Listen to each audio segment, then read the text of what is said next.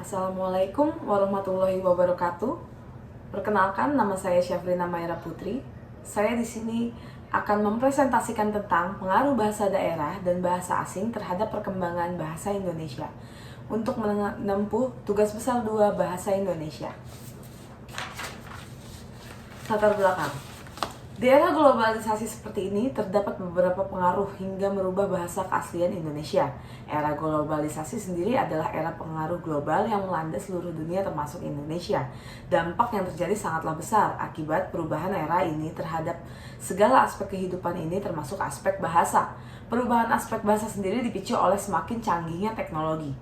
Dengan teknologi yang semakin meningkat pada era globalisasi dapat mempengaruhi dari berbagai aspek. Mengapa kemajuan teknologi dapat memicu perubahan aspek bahasa? Salah satunya yaitu karena dengan kecanggihan teknologi dapat semakin memudahkan masuknya bahasa asing dan menyebabkan bahasa asing menjadi menyusup masuk ke negara Indonesia. Dengan adanya teknologi baru, tentu kita akan dapat mengakses banyak bahasa-bahasa. Dan biasanya di teknologi-teknologi baru, bahasa yang digunakan adalah bahasa Inggris atau bahasa asing.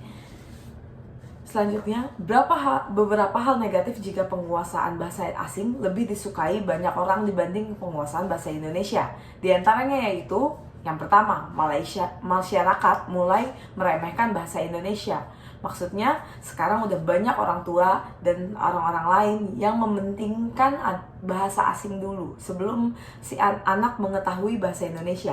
Jadi dari kecil, anak sudah dipelajari dan dibiasakan menggunakan bahasa asing sehingga tidak tahu bahasa Indonesia atau tidak lancar berbahasa Indonesia. Yang kedua, masyarakat akan menjadi lupa jika bahasa Indonesia merupakan bahasa persatuan bangsa Indonesia. Bahasa adalah pemersatu bangsa, bahasa adalah simbol dari bangsa. Jadi kita sebagai rakyat Indonesia seharusnya menjadikan bahasa Indonesia bahasa kebanggaan kita. Yang ketiga, mulai menganggap rendah bacaan Indonesia. Hal tersebut dapat memicu penurunan sastrawan Indonesia, seperti buku-buku yang dibaca buku-buku bahasa asing, atau menonton video-video bahasa asing, menonton film-film asing yang tidak menggunakan bahasa Indonesia. Masyarakat akan menjadi lupa dan sulit mengucapkan bahasa Indonesia yang baik dan benar. Semakin kesini, orang-orang Indonesia atau masyarakat Indonesia semakin menggunakan bahasa Indonesia yang tidak sesuai dengan EYD. Dapat melunturkan keaslian bahasa Indonesia dan semangat nasionalisme serta mengurangi sikap bangga kepada bahasa dan budaya sendiri. Ya, betul. Itu sangat terjadi dengan anak-anak zaman sekarang, anak Gen Z ini yang sudah memakai bahasa asing sehingga menggunakan bahasa Indonesia dicampur dengan bahasa asing dan tidak menggunakan bahasa Indonesia yang baik dan benar. Selanjutnya, penggunaan bahasa Indonesia memiliki aturan yang harus ditaati agar penggunaannya baik dan benar. Bahasa Indonesia merupakan unsur komunikasi utama bangsa Indonesia. Secara filosofi, bahasa dapat dikaitkan dengan pengungkapan manusia atas realitas kehidupan. Bahasa asing adalah bahasa yang tidak digunakan secara luas oleh pembelajaran bahasa yang hanya digunakan untuk bepergian, komunikasi lintas budaya, atau mata pelajaran pilihan di sekolah yang tidak diterapkan langsung. Dari situ saja sudah terlihat bahwa penggunaan bahasa Indonesia dan bahasa asing tentu lebih penting bahasa Indonesia. Saat ini bahasa Indonesia sudah mulai populer dan mulai menjadi perhatian para penggunanya dengan baik. Hal itu menjadi bukti bahwa bahasa Indonesia tetap bermutu, walaupun bahasa-bahasa asing lainnya mulai mendominasi di negara Indonesia. Bahasa Indonesia terus mengalami perkembangan sejak Indonesia merdeka hingga saat kini. Bahasa Indonesia mengalami perkembangan sesuai dengan jalannya, seperti sekarang di luar negeri, seperti di Thailand, seperti di daerah-daerah Asia, dan juga di Arab, Mekah, Madinah, sudah banyak sekali orang-orang yang berdagang menggunakan bahasa Indonesia. Gunanya adalah untuk perdagangan. Pengajaran bahasa asing sudah dilakukan pada anak belia sehingga sudah tertanam pada pikiran anak itu bahwa bahasa asing lebih unggul daripada bahasa Indonesia, bahasa persatuan. Selain itu, faktor lainnya karena ketidakmauan menggunakan bahasa Indonesia dalam berkomunikasi sehari-hari. Jika menggunakan bahasa Indonesia sendiri pun, masyarakat Indonesia lebih memiliki menggunakan bahasa gaul atau bahasa yang sudah dimodifikasi. Tak ayal bahasa gaul hadir karena perpaduan dari bahasa asing dan bahasa Indonesia sendiri. Hal ini sangat berbeda dengan bahasa formal atau bahasa yang sesuai dengan PUEBI. Dari sini kita lihat pengajaran bahasa asing itu sudah dilakukan pada anak belia, dan itu membuat anak tidak tertanam bahwa bahasa yang harus dibanggakan olehnya, bahasa yang harus digunakan sehari-hari olehnya adalah bahasa Indonesia.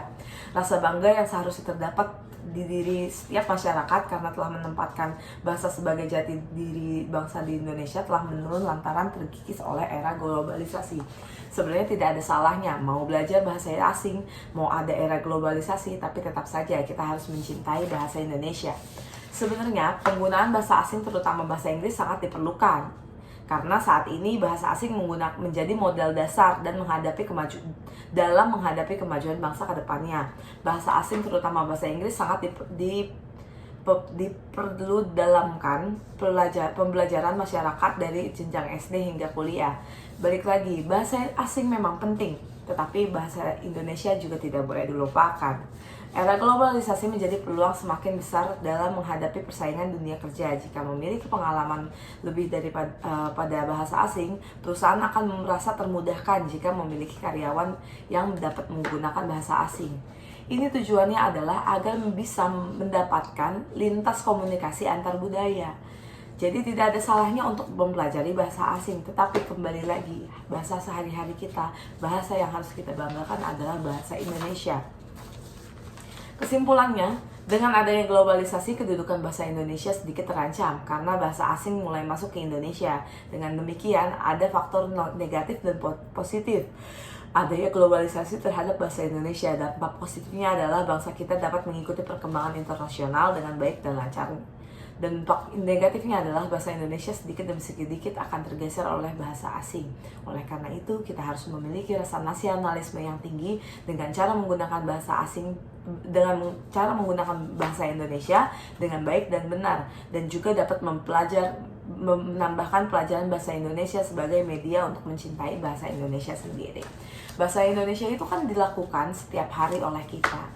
Jika kita mau berbicara bahasa Indonesia dengan baik dan benar, itu akan terus berlanjut untuk generasi selanjutnya. Jadi ada baiknya kita sebagai orang tua di sini, kita akan melakukan pembicaraan yang dilakukan dengan bahasa Indonesia yang baik dan benar. Sekian dari saya, terima kasih. Assalamualaikum warahmatullahi wabarakatuh.